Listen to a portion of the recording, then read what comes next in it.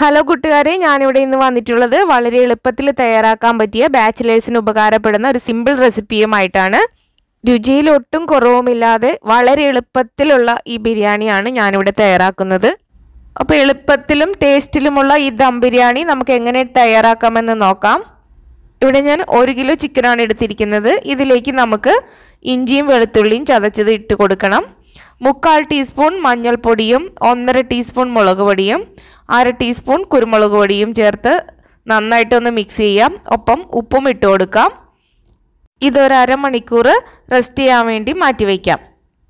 അരമണിക്കൂറിന് ശേഷം നമുക്കൊരു പാൻ അടുപ്പത്ത് വയ്ക്കാം. അതിലേക്ക് ഓയിൽ ഒഴിച്ചു കൊടുക്കാം. എണ്ണ ചൂടായി വന്നു കഴിഞ്ഞാൽ നമുക്ക് മസാലകൾ ചേർത്ത് കൊടുക്കണം. 4 പട്ട, 2 ഏലക്ക, 4 കരയാമ്പൂ ഇവ ചേർത്ത് കൊടുക്കാം. പിന്നെ നമുക്ക് ബേ ലീവ്സ് ഉണ്ടെങ്കിൽ അതും കൂടെ ചേർത്ത് കൊടുക്കാം. 2-3 ബേ ലീവ്സും കൂടെ കീറിയിട്ട് കൊടുക്കാം. ഇനി ഇതൊന്ന് മൂത്ത് വരണം. ഇനി നമുക്കിതിലേക്ക് ഒരു 4-5 വെളുത്തുള്ളിയും 4 പച്ചമുളകും ചെറുതായി അരിഞ്ഞതും കൂടെ ചേർത്ത് കൊടുക്കാം. വെളുത്തുള്ളിയും ഇഞ്ചും ഓൾറെഡി നമ്മൾ കോഴിയിൽ പുരട്ടി വെച്ചിട്ടുണ്ടായിരുന്നു. അപ്പോൾ വെളുത്തുള്ളി അളവ് കുറച്ച് നമുക്ക് ചേർത്ത് കൊടുത്താൽ മതി. അപ്പോൾ 4 വെളുത്തുള്ളി ചേർത്ത് കൊടുത്താൽ മതി. ഇനി നമുക്ക് 3 സവാള അരിഞ്ഞത് ഇതിനകത്തേക്ക് ചേർത്ത് കൊടുക്കാം. എന്നിട്ട് നല്ലതുപോലെ വഴറ്റി കൊടുക്കണം. കുറച്ച് ഉപ്പും കൂടി ഇട്ട് കൊടുത്താൽ സവാള പെട്ടെന്ന് തന്നെ വഴന്ന് കിട്ടും. സവാള പെട്ടെന്ന് വഴരാൻ വേണ്ടിയിട്ട് തീ കൂട്ടി വെക്കരുത്. മീഡിയം ഫ്ലെയിമിലിട്ട് തന്നെ സവാള വഴറ്റി കൊടുക്കണം. അല്ലെങ്കിൽ ചില ഭാഗങ്ങളിൽ സവാള പെട്ടെന്ന് കരിഞ്ഞു പോവും.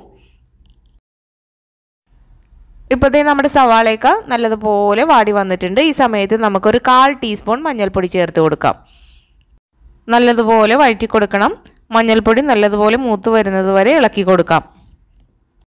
മഞ്ഞൾപ്പൊടി വാടി വന്നാൽ നമുക്ക് 1 ടീസ്പൂൺ മുളക് പൊടിയും 3/4 ടീസ്പൂൺ കുരുമുളക് പൊടിയും കൂടി ചേർത്ത് നല്ലതുപോലെ വഴറ്റിയെടുക്കണം. ഇതിലേക്ക് നമുക്ക് ബിരിയാണി മസാല ചേർത്ത് കൊടുക്കാം. ബിരിയാണി മസാല ഇല്ലെങ്കിൽ ചിക്കൻ മസാല ചേർത്ത് കൊടുക്കാം. ഒന്നും കൂടെ നന്നായിട്ട് ഇളക്കി കൊടുത്ത് ഈ മസാലകളൊക്കെ നല്ലതുപോലെ മൂത്ത് വരുന്നത് വരെ ഇളക്കി കൊടുത്തുകൊണ്ടിരിക്കണം. മസാലകൾ മൂത്ത് വന്നാൽ 1 പിടി മല്ലിയില ചേർത്ത് നല്ലതുപോലെ വഴറ്റുക. ഇതിലേക്ക് ഒരു തക്കാളി അരിഞ്ഞതും കൂടി ചേർത്ത് കൊടുക്കാം. ഈ തക്കാളിയൊക്കെ നല്ലതുപോലെ വെന്ത് വരുന്നത് വരെ നമുക്കൊന്ന് ഇളക്കി കൊടുക്കാം. തക്കാളിയൊക്കെ നല്ലതുപോലെ വാടി വന്നിട്ടുണ്ട്. ഇനി നമ്മൾ നേരത്തെ മാരിനേറ്റ് ചെയ്യാൻ വെച്ചിരുന്ന ചിക്കൻ ഇതിനകത്തേക്ക് ചേർത്ത് കൊടുക്കാം. 1 ഗ്ലാസ് വെള്ളം കൂടെ ഇതിനകത്തേക്ക് ചേർത്ത് കൊടുക്കാം. ഇനി നമുക്കിത് നല്ലതുപോലെ ഇളക്കി യോജിപ്പിക്കണം.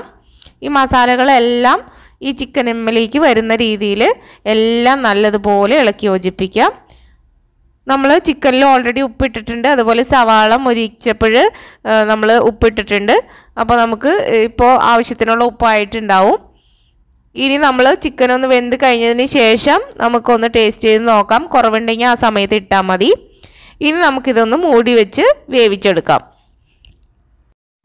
അപ്പോൾ ചിക്കൻ വേകുന്ന സമയം കൊണ്ട് നമുക്ക് ബിരിയാണിക്കുള്ള റൈസൊക്കെ കഴുകിയെടുത്ത് ഒന്ന് കുതിരാൻ വേണ്ടി വെക്കാം. ഞാൻ ജീരകശാല റൈസാണ് ഇവിടെ എടുത്തിരിക്കുന്നത്, അതായത് കൈമ റൈസ്. ഇത് ഞാൻ 3 ഗ്ലാസ് എടുത്തിട്ടുണ്ട്. ഇത് 3 പ്രാവശ്യം കഴുകിയതിന് ശേഷം അരിയുടെ ഒപ്പം നിൽക്കുന്ന അത്രയും വെള്ളത്തിൽ നമുക്ക് ഒരു 10 മിനിറ്റ് വയ്ക്കാം. ചിക്കൻ ഇടയ്ക്കൊന്ന് തുറന്ന് നോക്കാം. ഒന്നും കൂടിയൊക്കെ ഒന്ന് ഇളക്കി കൊടുക്കാം. അത്യാവശ്യം ഗ്രേവി ഉണ്ടോ, അത് വെന്തിട്ടുണ്ടോ എന്നൊക്കെ നമുക്കൊന്ന് ചെക്ക് ചെയ്യാം. അപ്പോൾ ഒന്നും കൂടി ഒന്ന് മൂടി വെച്ച് നമുക്ക് വേവിക്കാം. ഇപ്പോൾ ചിക്കൻ വെന്തിട്ടില്ല. ഇപ്പോഴത്തെ ചിക്കൻ കഷ്ണങ്ങളൊക്കെ വെന്ത് വന്നിട്ടുണ്ട്. ഈ സമയത്ത് നമുക്കൊരു 2 ടേബിൾ സ്പൂൺ തൈരും കൂടെ ചേർത്ത് കൊടുക്കാം. നല്ലതുപോലെ ഒന്ന് ഇളക്കിയതിന് ശേഷം ഒരു 2-3 മിനിറ്റും കൂടെ നമുക്ക് അടുപ്പത്ത് തന്നെ വെച്ച് ഒന്ന് ഇളക്കി കൊടുക്കാം. അപ്പോൾ നമ്മുടെ ചിക്കൻ ഇവിടെ റെഡി ആയിട്ടുണ്ട്. ഇനി ബിരിയാണി തയ്യാറാക്കാനുള്ള പാത്രം അടുപ്പത്ത് വെച്ച് അതിലേക്ക് ഒരു 2 ടീസ്പൂൺ നെയ്യ് ഇട്ട് കൊടുക്കണം. അതോടൊപ്പം തന്നെ കുറച്ച് ഓയിലും കൂടെ ചേർത്ത് കൊടുക്കുന്നുണ്ട്. അപ്പോൾ നമ്മൾ നെയ്യുടെ അളവ് കുറച്ചൊന്ന് നമുക്ക് റെഡ്യൂസ് ചെയ്യാൻ പറ്റും. എന്നാൽ നെയ്യുടെ ടേസ്റ്റ് നമ്മുടെ റൈസിന് കിട്ടുകയും ചെയ്യും. അപ്പോൾ കുറച്ച് ഓയിലും കൂടെ നമുക്ക് ചേർത്ത് കൊടുക്കാം. ഇനി നമുക്കിതിലേക്ക് മസാലകൾ ചേർത്ത് കൊടുക്കാം. പട്ട, കരയാമ്പൂ, ഏലക്ക, ബേ ലീവ്സ് ഇതൊക്കെ ചേർത്ത് ഇത് നല്ലതുപോലെ മൂത്ത് വരുന്നത് വരെ ഒന്ന് ഇളക്കി കൊടുക്കാം. ഇനി ഇഞ്ചിയും വെളുത്തുള്ളിയും ചതച്ചത് ചേർത്ത് കൊടുക്കണം. വെളുത്തുള്ളി കുറച്ച് കൂടുതൽ ചേർത്ത് കൊടുക്കാം. ഒരു 8 അല്ലി വെളുത്തുള്ളി, വലിയ വെളുത്തുള്ളിയാണ് ഞാൻ ചേർത്ത് കൊടുത്തിരിക്കുന്നത്. അത് ചതച്ചതും ചെറിയൊരു കഷ്ണം ഇഞ്ചിയും കൂടെ ചേർത്ത് കൊടുത്ത് ഇതിൻ്റെ പച്ചമണം മാറി വരുന്നത് വരെ ഒന്ന് വഴറ്റി കൊടുക്കണം.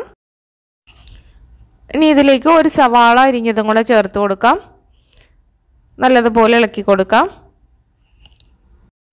സവാള വാടിയതിലേക്ക് ഒരു 1/2 ടീസ്പൂൺ വലിയ ജീരകവും കൂടെ ചേർത്ത് കൊടുത്ത് നല്ലതുപോലെ മിക്സ് ചെയ്തെടുക്കാം.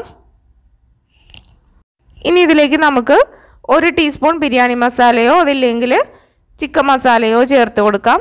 എന്നിട്ട് ഈ മസാലയുടെ പച്ചമണം മാറുന്നത് വരെ ഒന്നും കൂടെ ഒന്ന് ഇളക്കി കൊടുക്കണം.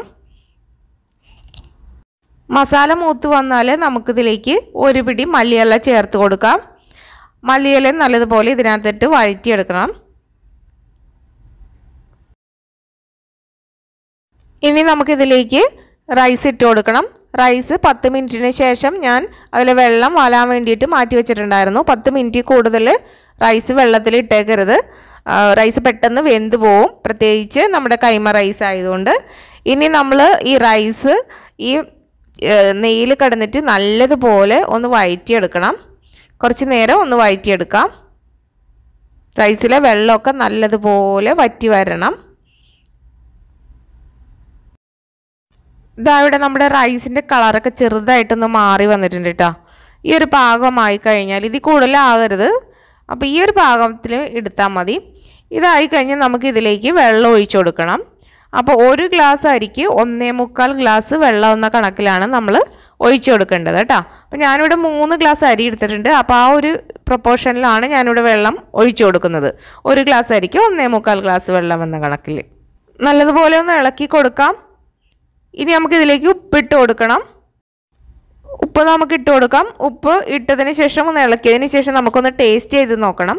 അപ്പം അല്പം ഉപ്പ് നമുക്ക് മുന്നിൽ നിൽക്കണം, എന്നാലേ നമ്മുടെ റൈസിലൊക്കെ ആ ഒരു ഉപ്പ് പിടിക്കുള്ളൂ. അപ്പം കറക്റ്റ് പാകത്തിനുള്ള ഉപ്പല്ല, അതിലും ഒരു പൊടിക്ക് മുന്നിൽ നിൽക്കണം നമ്മുടെ ഉപ്പിടുന്നത്. ഇനി നമുക്കിതൊന്ന് അടച്ചു വെച്ചിട്ട് ആദ്യം തിളച്ച് വരുന്നത് വരെ നമുക്ക് മൂടി വയ്ക്കേണ്ട, ഒരു ഹൈ ഫ്ലെയിമിൽ വയ്ക്കാം. തിളച്ചതിന് ശേഷം നമുക്ക് മീഡിയം ഫ്ലെയിമിലിട്ട് മൂടി വെച്ച് റൈസ് ഒന്ന് വേവിച്ചെടുക്കണം. ഇത് പെട്ടെന്ന് തന്നെ വെന്ത് വരും. അപ്പോൾ ഒരു 6-7 മിനിറ്റിന് ശേഷം നമുക്കിതൊന്ന് തുറന്ന് നോക്കാം. അപ്പോൾ റൈസ് വെന്തിട്ടുണ്ടോയെന്ന് നമുക്കിതൊന്ന് ചെക്ക് ചെയ്ത് നോക്കാം. അപ്പോൾ റൈസൊക്കെ അത്യാവശ്യം തന്നെ ഒരു 95% വെന്തിട്ടുണ്ട്. ഈ സമയമായി കഴിയുമ്പോൾ ഏറ്റവും ചെറിയ ഫ്ലെയിമിൽ ഇട്ട് വയ്ക്കുക. അതിനുശേഷം നമ്മൾ വളരെ എളുപ്പത്തിൽ ഇവിടെ ദമ്മിടാൻ പോവാണ്. റൈസ് ഇതിൻ്റെ നടുവിൽ നിന്ന് ഒന്നങ്ങോട്ട് മാറ്റിയതിന് ശേഷം നമ്മൾ എത്ര പേരുണ്ട് നമ്മൾ കഴിക്കാനായിട്ട് അതനുസരിച്ചിട്ടുള്ള ചിക്കൻ കഷ്ണങ്ങൾ നിങ്ങൾക്ക് ഇതിൻ്റെ നടുവിലേക്ക് ഇട്ട് കൊടുക്കാം.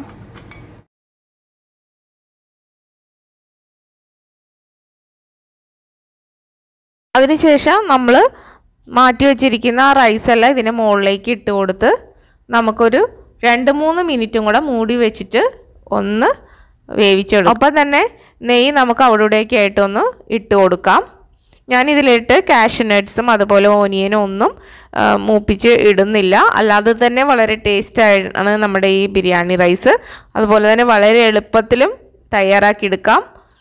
ഇനി നമ്മൾ ഇതിലേക്ക് പൈനാപ്പിൾ എസൻസും കൂടെ ചേർത്ത് കൊടുക്കുന്നുണ്ട്.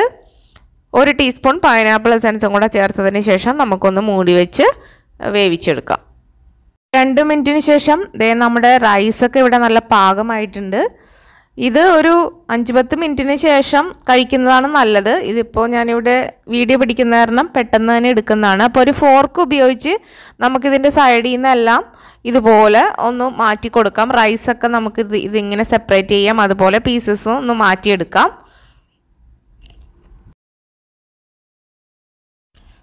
ഇനി നമുക്കിതൊന്ന് സെർവ് ചെയ്യാം. അപ്പോൾ ആദ്യം ചിക്കൻ പീസസ് എല്ലാം നമുക്ക് സെർവിങ് പ്ലേറ്റിലേക്ക് മാറ്റിയതിന് ശേഷം അതിന് മുകളിലേക്ക് റൈസ് ഇട്ട് കൊടുക്കാം.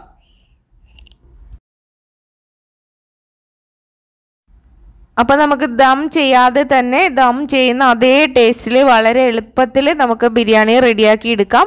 അപ്പോൾ നിങ്ങൾക്ക് ഈ വീഡിയോ ഇഷ്ടമായെങ്കിൽ ഒന്ന് സബ്സ്ക്രൈബ് ചെയ്ത് സപ്പോർട്ട് ചെയ്യുക. ഒപ്പം തന്നെ ആ ബെല്ലൈക്കൺ ഒന്ന് എനേബിൾ ചെയ്യാം. അപ്പോൾ നമുക്ക് പുതിയൊരു എപ്പിസോഡിൽ മറ്റൊരു വീഡിയോയുമായിട്ട് കണ്ടുമുട്ടാം.